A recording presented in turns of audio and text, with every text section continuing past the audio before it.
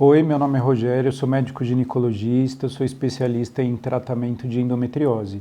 E eu trouxe duas convidadas aqui hoje para a gente conversar sobre endometriose. A doutora Maíra, que é médica ginecologista, e a doutora Marina, que é nutricionista. Bom, meninas, hoje eu gostaria de conversar com vocês sobre endometriose, nutrição, para a gente esclarecer aí algumas dúvidas e mitos que as pessoas têm sobre nutrição e endometriose. Então, todos os dias as pacientes perguntam para a gente se tem alguma relação entre a endometriose e a nutrição, se tem algum alimento que prejudica a endometriose, se tem algum alimento que beneficia ou diminui a endometriose, né? Então, eu acho que o nosso objetivo hoje é conversar um pouco sobre isso e tentar desmistificar algumas coisas para que as pessoas que estão nos ouvindo entendam alguma coisa e para a gente ajudá-las a se cuidar um pouco melhor. Fiquem à vontade, por favor. Bom, eu sou nutricionista, né, atendo bastante pacientes com endometriose e eu vejo que muitas cursam com dor, né, o principal sintoma. E a doença tem esse caráter de ser inflamatória. Então, uma das principais coisas que a gente busca quando a gente pensa em alimentação é tentar mediar essas reações mesmo, né? E tem muitos alimentos que podem ajudar e, ao mesmo tempo, tem alimentos que claramente pioram, né? Sim. Então, a gente vê muito esse padrão alimentar de consumo muito grande de alimentos processados, ultraprocessados, na correria, muito biscoito, farináceos mesmo, além de alimentos com muitos conservantes e tudo isso. Então, uma coisa que eu sempre tento conversar com essas pacientes é buscar o básico, sabe? A gente desconstruir essa coisa de que precisa ser uma alimentação muito complicada. Às vezes é você ir para a feira e saber escolher comida de verdade, não ficar fazendo aquele lanchinho de barrinha proteica com 1000 ingredientes, sabe? Sim.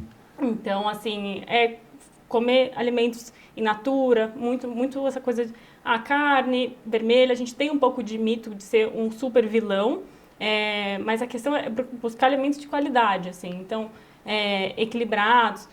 Alimentos que eu gosto bastante são alimentos, por exemplo, ricos em resveratrol, como a uva, né? A gente vê até que às vezes as pessoas ficam um pouco espantadas, que é o açaí. Sim. Mas não aquele açaí que você compra na praia e tal, é aquela polpa integral mesmo, sem açúcar. Sim. Então, incentivo a fazer, às vezes, uma vitamina com o açaí in natura. As frutas vermelhas congeladas podem ser coisas muito legais de incluir. Sim. Também. Alimentos ricos em glutationa, que ajudam nessa questão dos antioxidantes, da detoxificação hepática. Então, o abacate, o próprio espinafre, por exemplo, né, o mamão. Então, a gente sempre vai pensando em como a gente pode incrementar essa alimentação em pequenas coisas, sabe? Sim. Uma coisa que a maioria das pacientes de endometriose, elas têm problemas intestinais, assim, muitas delas são extremamente obstipadas. E você tem alguma dica com relação a isso também, pensando na endometriose, mas também em melhorar esse hábito intestinal? Eu acho que isso é importante para a gente também, porque é uma pergunta frequente. A maioria, eu tomo laxante. Eu falo, não tome laxante, vamos tentar melhorar essa alimentação para ver se a gente consegue. Então, eu acho que isso é muito legal. Qual que é a sua dica para essa pessoa? Então, as pacientes com endometriose têm até 2 vezes mais chance de ter síndrome do intestino irritável, tanto padrão diarreico como de constipação também. Sim. Então, é uma coisa, assim, de primeira linha de tratamento, a gente buscar entender qual que é as questões que atingem essa mulher, pensar, tem muitas coisas, desde pós-bióticos, simbióticos, muitas coisas que a gente consegue pensar. Sim. E a qualidade da alimentação, assim, muitas vezes a gente vai vendo uma melhora. Pacientes que têm essas queixas gastrointestinais, é comum a gente ver uma melhora com a restrição do glúten. Sim. Ela não é para todo mundo, mas tem pacientes que a gente vê uma melhora importante. Sim. E ela precisa ser considerada, né? A mesma coisa que às vezes derivados do leite, principalmente com caseína, A1, né? Então, assim, é importante, a gente sempre fala que a paciente com endometriose, ela é única, como todas, mas a gente vê muitos jeitos diferentes que essa doença atinge ela, né? Então, o intestino pode ser, a gente fala hoje em dia que ele é quase o segundo cérebro, né? Ele coordena tantas coisas. Tem a questão do estroboloma também, que o intestino ruim pode aumentar a própria reabsorção do estrogênio. Mas é importante a gente sempre não subestimar a importância dessas queixas para a mulher. Bom, eu vou aproveitar e fazer outra pergunta, assim, com relação ao leite. eu tenho percebido que muitas pacientes têm muita flatulência com leite. E às vezes eu recomendo para elas até o leite sem lactose, mas preferencialmente eu tenho recomendado para as minhas pacientes o leite vegetal. O que você acha disso? Olha, o leite vegetal pode ser uma alternativa muito boa. Eu sempre prefiro que a paciente tenha uma consciência de olhar o rótulo e saber escolher, porque a gente tem leites vegetais que às vezes são uma substituição ou até pior, porque eles tentam imitar o leite de vaca e colocam saborizantes, até questões para dar textura nesse leite, né? Então, sempre olhar para esse leite, se é aquele só a oleaginosa ou só a aveia e a água mesmo. Mas se você for pensar no leite, também a gente pode tentar algumas alternativas, como por exemplo o leite A2A2, que é um leite que tem realmente uma característica molecular diferente e nessas pacientes com maior permeabilidade intestinal pode dar menos sintomatologia, né? Então, não só o A2A2, como por exemplo, laticínios de cabra, ovelha e búfala, todos são necessariamente A2A2. Então, também são alternativas para a gente pensar para essa paciente. Interessante. Mas a individualidade também, eu sempre falo que é cada caso. A gente vai testando, né? Muito melhor que qualquer exame é a gente ver a clínica do paciente e a resposta dela. Sim. Acho que às vezes a gente fica muito preso em, regrinha, sabe? Mas a gente tem que testar e entender. Sim. Sem dúvida. E a gente vê assim no consultório, sempre que a gente vai orientar o tratamento dessa paciente, a gente orienta um acompanhamento multidisciplinar. Então, a nutrição entra como uma ferramenta super importante nisso. Mas quando a gente tenta falar sobre dieta, sobre mudança de hábitos, a gente sabe que é uma coisa que não acontece da noite para o dia, né? Então, o que você tem também de dicas de coisas, até de temperos mais naturais, de outras coisas, que podem ir mudando aos pouquinhos o hábito alimentar dessas mulheres? Então, a gente sempre, quando fala dessa questão de temperos, eu gosto de perguntar à paciente o que ela costuma usar, tanto como óleo, então preferir o azeite de oliva, por exemplo, procurar usar cúrcuma como tempero, que é um super antioxidante, uma cúrcuma de qualidade, não aquela do granel, que a gente sabe que às vezes eles usam até fubá para ter mais questão financeira, né? Então, coisas que eu sempre incentivo a gente subestima um pouco, eu diria, mas assim, a salsinha, o alecrim, o coentro, eles são fantásticos, assim, na questão, e é uma coisa pequena às vezes, mas você fala, eu vou fazer um ovo mexido, por que não colocar a cebola que tem a quercetina, que é fantástica, uma salsinha mesmo, como eu falei. Uma dica legal para incluir mais a quercetina na alimentação, parece assim, besteira, mas a casca da cebola é super rica em quercetina. Aí eu falo para o paciente, às vezes se puder, junta ali a cebola que você vai usar para fazer um arroz, alguma coisa, dá uma mini torrada no forno e você quebra aquilo que rapidamente vira uma farinha e você vai usando algumas preparações e você tem ali uma super fonte de quercetina legal que não precisa ficar gastando rios de suplementação. Que às vezes é uma coisa que a gente vê, né, querer colocar tudo para o paciente e não melhorar a base, que é a alimentação. Sim. Nenhuma suplementação corrige uma alimentação desbalanceada. Sim. Legal. E tenho mais uma dúvida. Para aquelas pacientes que não abandonam uma tacinha de vinho, como é que a gente orienta, como é que a gente lida com isso? Olha, eu sempre converso com as minhas pacientes que nenhuma orientação alimentar precisa ser 100% restritiva, porque isso é insustentável e gera muitas vezes um gatilho na paciente, né? Então, eu sempre converso pelo menos no máximo uma porção por semana, né? Ter uma questão de consciência da dose. E assim, falo, beba o que você vai beber menos. O vinho, a gente tem esse benefício do resveratrol ali, em teoria também, então sempre puxa mais para esse lado, mas não deixa de ser uma bebida alcoólica, né? Sem dúvida. Então, um critério em relação à quantidade é importante. Eu acho que o que ela falou agora eu acho muito importante, porque assim, a paciente com endometriose, ela já é uma pessoa que tem uma série de privações. Sem dúvida. É uma pessoa que tem dor, é uma pessoa que às vezes tem dor para ter relação sexual, e aí a gente tem que tomar bastante cuidado para não ser muito restritivo, para não tirar mais um prazer dessa pessoa.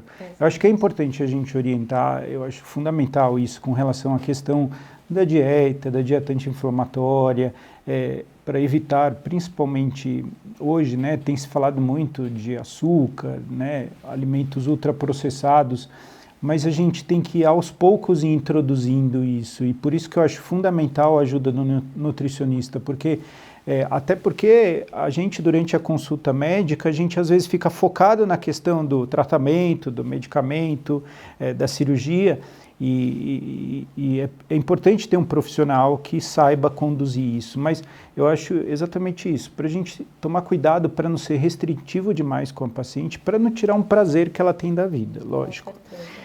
Outra coisa que, né, quando a gente fala de hábitos, né, além da nutrição, eu acho que é importante a gente falar sobre atividade física, né, porque eu acho que, assim, as pessoas, né, infelizmente, tem muita gente que não faz nenhum tipo de atividade física.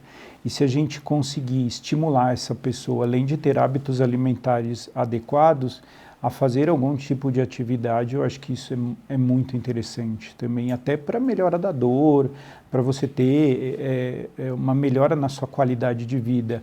Eu acho que a paciente com endometriose, ela tem uma qualidade de vida muitas vezes prejudicada por causa da dor. E se a gente conseguir fazer com que ela tenha algo que lhe dê prazer, uma atividade física ou até mesmo um hobby, eu acho isso bem interessante também. Isso que eu ia até comentar com você, porque é uma coisa que eu gosto de abordar em consulta sobre a vida mesmo, além da nutrição.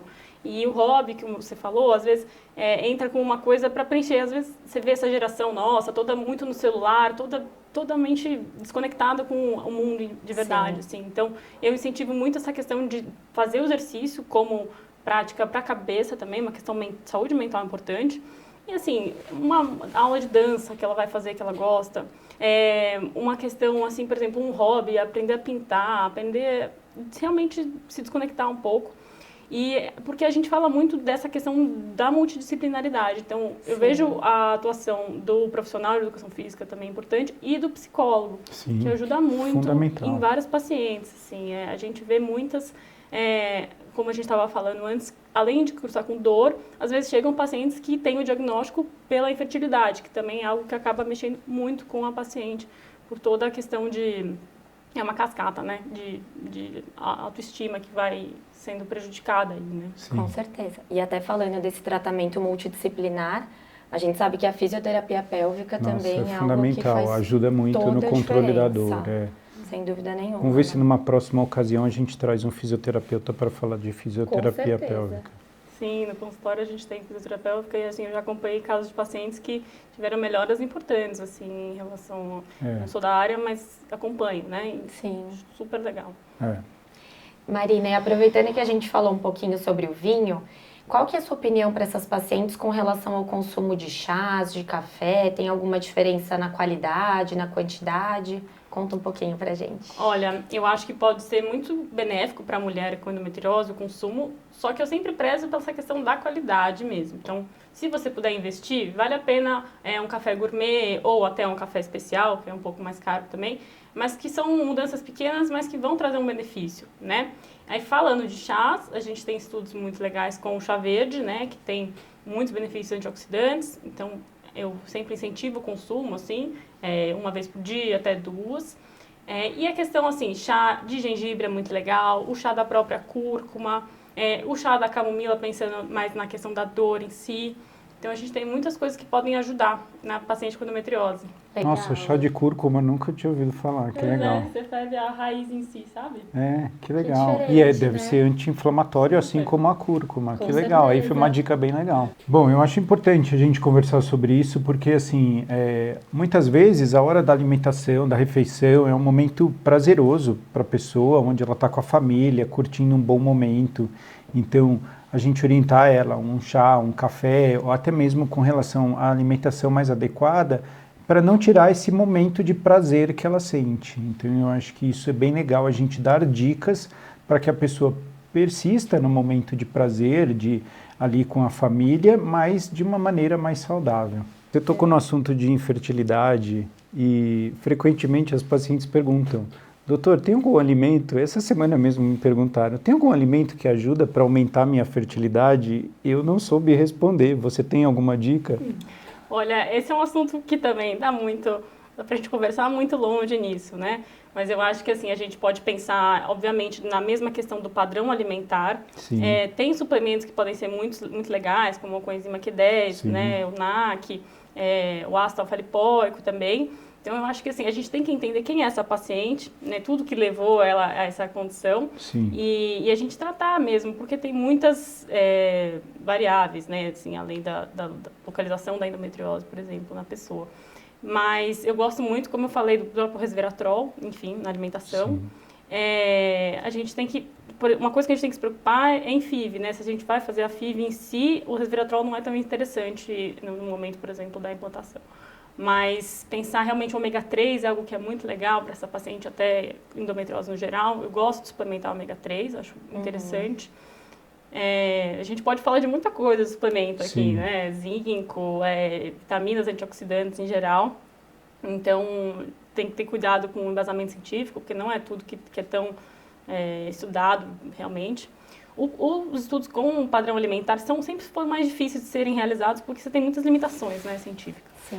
Mas essa questão do aumento do consumo de peixes, não os peixes tanto de topo de cadeia, então assim, ter cuidado com peixes muito grandes, sempre preferir peixes um pouco menores, peixes de rio são legais também.